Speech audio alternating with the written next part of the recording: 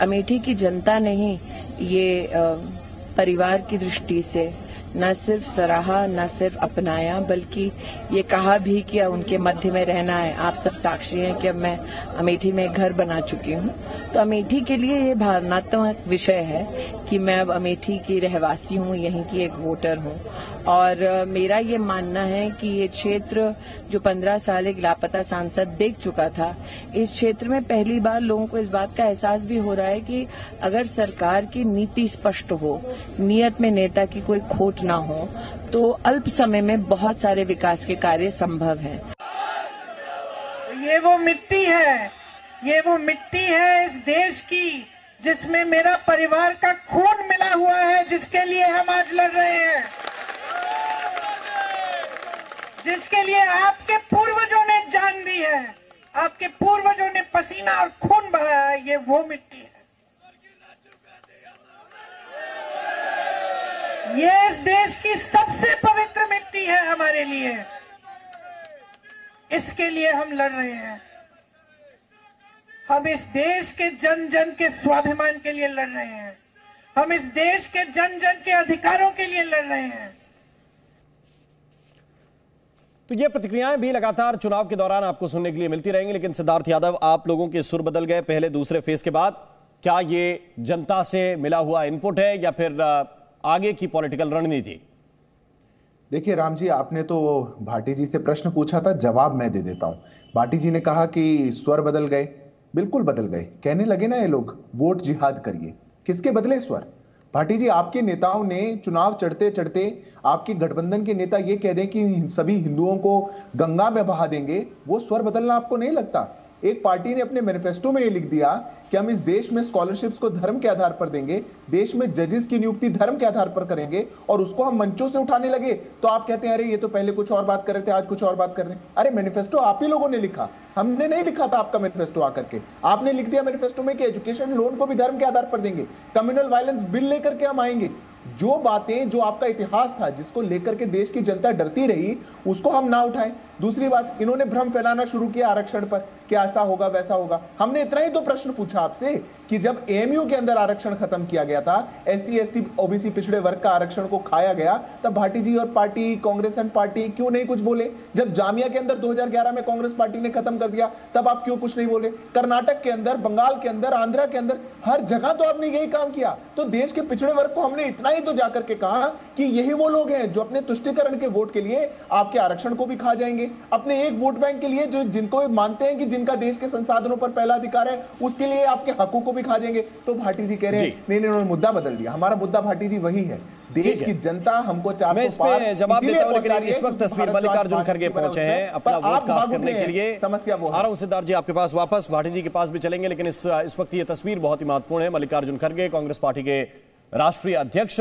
Vote डालने के लिए पहुंचे हैं, और जैसा हमने आपको पहले प्रधानमंत्री की तस्वीरें भी दिखाई, नियम सबके लिए बराबर हैं, सब पहचानते हैं, सब जानते हैं, लेकिन आपको पहले पर्ची दिखानी होगी, अपनी वोटर आईडी दिखानी होगी, इसके बाद आप पहुंचेंगे उस मशीन तक जिस पर आपको वोट कास्ट करना है। हमारे साथ कुछ और खास मेहमान भी हैं, उनके पास भी हम चलते हैं। दीपक झा, जरा बताइए कि ये भाटी साहब कह रहे थे कि ये विषय परिवर्तित कर दिए, दूसरे विषयों पर प्रधानमंत्री बोलने लगे, ये ऐसा लग रहा है कि जनता से इनपुट मिल गया, इसके बाद इनको ये चीजें परिवर्तित करनी पड़ी। लेकिन सिद्धार्थ यादव आपको रिस्पॉन्ड करते हुए ये कह रहे हैं कि आप लोगों ने ओबीसी के हक में डाका डाला है, इसलिए हमें मंच से बोलना पड़ा। क्या कहेंगे? देखिए, सिद्धार्थ यादव जी जिस पार्टी से बिलोंग करते हैं ना, वो पार्टी विक्षिप्त करने की पार्टी है, लोगों को विक्षिप्त करती है, मानसिकता के साथ खिलवाड़ कर रही है। अंतर बड़ा स्पष्ट। अभी आपने एक बाइट चलाई थी श्रीमती स्मृति ईरानी जी की, दूसरी प्रियंका गांधी जी की। प्रियंका गांधी जी कह रहे हैं इस भारत भूमि को, इस पवित्र भूमि को बचाने की हमारी संघर्ष है, हमारी लड़ाई है। दूसरी तरफ स्मृति ईरानी क्या कर रही है, हमारी मोदी जी के लिए सीट जिताने की लड़ाई है, हम मोदी जी के लिए सीट। तो व्यक्तिवाद की जो पराकाष्ठा है वो भाजपा में हो चुकी है, सिर्फ मोदी मोदी मोदी हो रहा है वहां पे। और आप एक बात बताइए, डंका बज रहा है ना नरेंद्र मोदी का पूरी दुनिया में, बहुत बज रहा है, मैं भी मानने को तैयार हूँ। किसके लिए बज रहा है? बलात्कारियों को छिपाने के लिए। प्रज्वल रेवन्ना दुनिया में कहां छिपा है? डंका बज रहा है नरेंद्र मोदी को कि भारतीय लोगों को पता नहीं चलेगा। डंका बज रहा है कि चोर मोदी जो ललित मोदी है वो छिपा हुआ है कहां पे, अभी किसी को नहीं पता चला है। डंका बज रहा है मेहुल चौकसी, डंका बज रहा है नीरव मोदी जैसे चोरों को छिपाने के लिए। ये 5 साल हो गए, नरेंद्र मोदी जी का डंका तो इतना बजना ही चाहिए था कि अपने भाई मित्रों को छिपा दे बाहर विदेश में, हिंदुस्तान में न ला पाए। तो जो डंका बज रहा है ना, ये इसलिए है कि यहाँ का भ्रष्टाचारी, यहाँ का बलात्कारी बाहर जाके आराम से मौज कर सकता है। ये सिद्धार्थ यादव को नहीं दिखाई देगा। लेकिन दीपक थोड़ा भाषा का संयम मेरा ख्याल है कि सबको रखना चाहिए। और आप उस पार्टी के प्रवक्ता हैं जिसकी कर्नाटक के अंदर सरकार है, जिसकी कर्नाटक के अंदर सरकार है। पिछले 9 महीने से प्रज्वल रेवन्ना के पिछले 9 महीने से प्रज्वल रेवन्ना के वीडियो टेप सर्कुलेट हो रहे थे। पिछले 9 महीने से प्रज्वल रेवन्ना के वीडियो टेप सर्कुलेट हो रहे थे। मामला अदालत में भी गया, आपके डिप्टी सीएम के पास भी मामला गया और आपने गिरफ्तार नहीं किया, एक एफआईआर दर्ज नहीं की, और आप बता रहे हैं कि किसने छुपा दिया। आप उस पार्टी के प्रवक्ता हैं जिसकी सरकार है वहां, जिसने एचडी रेवन्ना को भी इस घटना के प्रकाश में आने के 4 दिन बाद गिरफ्तार किया, और आप ये बता रहे हैं कि नहीं प्रज्वल रेवन्ना, कौन सी एफआईआर आपने दर्ज कराई थी? देखिए, जब सैया भाई कोतवाल तो अब डर का है, सैया कोतवाल भाई, वहां का कोतवाल कौन है कर्नाटक का? भाई कर्नाटक का कोतवाल कौन है? अगर भाटी जी की समाजवादी पार्टी की सरकार प्रदेश में हो, मैं कानून व्यवस्था को लेकर सवाल पूछने चला जाऊं पुतिन से, ये थोड़ी होगा। सुनिए, अब आप नीरव मोदी पे जवाब दे दीजिए। मैं पूछ रहा हूं, आपने प्रज्वल रेवन्ना का मामला पहले प्रमुखता के साथ उठाया, जहां आपकी सरकार है वहां तो जिम्मेदारी लेंगे ना।